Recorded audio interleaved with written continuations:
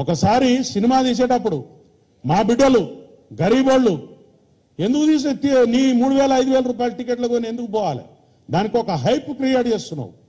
దానికి ఒక థియేటర్ లేకుండా, ఇంకొక కొత్త సినిమా లేకుండా మీరు సినిమాలను పంచుకుని టైమ్లీ నెలకొకడు సినిమా పెట్టుకోవాలా. ఆ సినిమా తప్ప ఇంకొక సినిమా ఆడద్దు. ఏముంది మీ దాదాగిరి? మీకు ఆ రైట్ ఉందా? ఒక ఉపాయం ప్రకారం నీ సినిమా తప్ప ఇంకొక సినిమా లేకుండా చేసి ప్రజలను ఆ సినిమానే ఖచ్చితంగా చూసేలా మీరు మలుపుతా ఉన్నారు. ఒక కెనాల్ వాటర్ పోతుంటే ఏ పంట పొలంలోకి మలపాలనో రైతుకు తెలిసిన లాగా మీరు దీన్ని పండించుకుంటున్నారు. సినిమా టాకీస్లా రేట్లు 100 రూపాయలు, 50 రూపాయలు, 20 రూపాయలు ఉంటుండే. ఆ రేట్లు 100 పక్కన 4 సున్నాలు, 25 పక్కన 2 సున్నాలు. ఏంటిదండి ఇది? What is this? నిన్నెవరు మేము బతిలానేమా మా కోసం ఒక ఇట్లాంటి సినిమా తీసి పెట్టని? నేను ఇక్కడి నుంచి చెప్తున్నా, నువ్వేమన్నా పారంజి సినిమాలు చూపిస్తున్నావా బాబు? ఈ దేశాని కోసం ఏమన్నా చెప్తున్నావా? అట్లాంటి సినిమాలు చూస్తే ఏమన్నా జ్ఞానం వస్తుంది. జై భీమ్ లాంటి సినిమాలు చూస్తే రాజ్యాంగం గురించి తెలుస్తుంది. లేకపోతే చారిత్రాత్మకమైన సినిమాలు చూస్తే, కోడెనాగు లాంటి సినిమాలు చూస్తే కులాన్ని ఎట్లా విడగొట్టాలనో తెలుస్తుంది. నిప్పు లాంటి మనిషి సినిమా చూస్తే ఒక పోలీస్ ఆఫీసర్ ఎంత గొప్ప ఉద్యోగం చేయగలడో తెలుస్తుంది.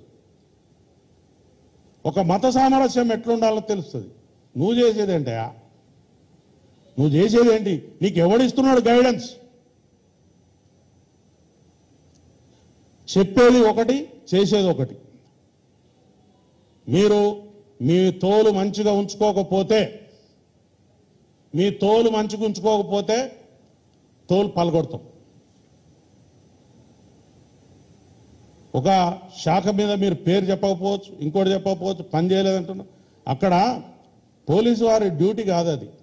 కానీ ఆ పడిపోయిన ఆ బాడీలకు రెస్పిరేషన్ ఎట్లిస్తున్నారు చూశారు కదా మీరు. మూతిలో మూతి పెట్టి పోలీసు వాళ్ళ పని అండి అది.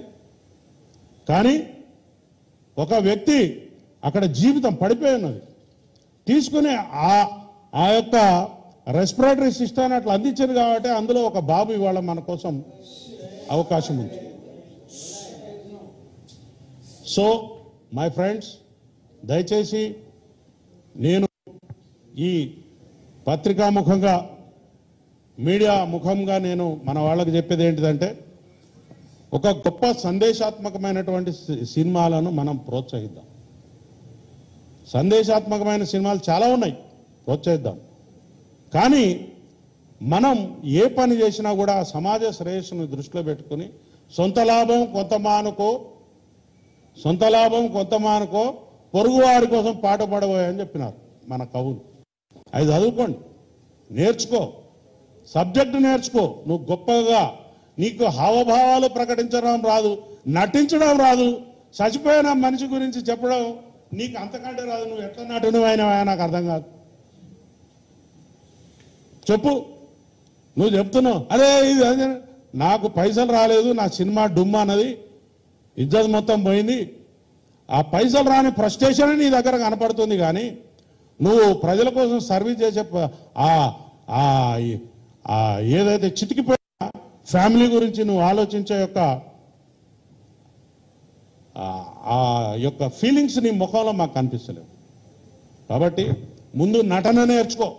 ఇదైనా నటించు నువ్వు ఫస్ట్. ఇట్లాంటి ఎవడు చేయైనా దురదొచ్చిన కాడ ఎక్కడైనా గోక్కోవడానికి వెళ్ళిపోతుంది. చెయ్యి, పెద్ద విషయమేం కాదు అది.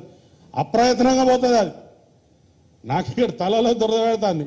నేనేం దానికోసం పెద్ద యాక్షన్ నేర్చుకోక్కర్లేదు, లేకపోతే ప్రతిభ చూపి అక్కర్లేదు. ఆటోమేటిక్ పోతే గోక్కుంటుంది, చెమట పడుతుంది, తుడుచుకుంటా. ఈ చిన్న చిన్న విషయాలు. నువ్వు మహానటుడివే, మేము కాదంటలేము. కానీ నువ్వు మా డిపార్ట్మెంట్ మీద వ్యక్తిగతంగా పోలీస్ అధికారులు నాకు చెప్పలేదు, నన్ను పిలవలేదు, నేను చెప్తే వెళ్ళిపోయేటోడిని. ఎందుకు చెప్తారు నీకు? నువ్వు తీసిమార్కానువా? నువ్వు మామూలు పౌరుడివి. You are a common citizen.